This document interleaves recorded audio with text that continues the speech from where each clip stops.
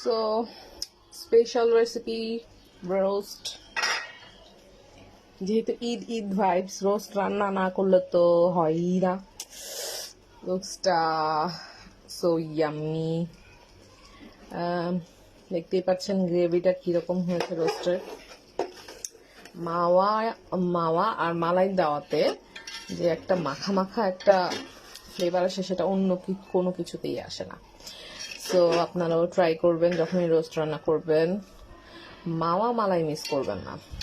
এটা দিলে একটা দুর্ধর্ষ একটা স্মেল আসে।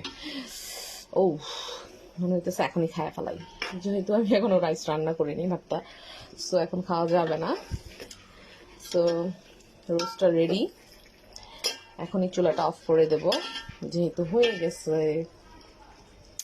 তার লুকসটা সেই আসছে, সেই সবার ক্ষুধা লেগে যাবে যখন আমি ভিডিওটা পোস্ট করবো। অবশ্য ততক্ষণে আমি খেয়ে দিয়ে শেষ, তাই আগে আগে পোস্ট করে নেন, নাহলে পেট খারাপ হবে।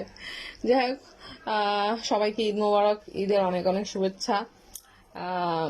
প্লিজ প্লিজ প্লিজ আমার চ্যানেলটি সাবস্ক্রাইব করে দেন অ্যান্ড ফলো করে দেন। থ্যাংক ইউ, আল্লাহ হাফেজ।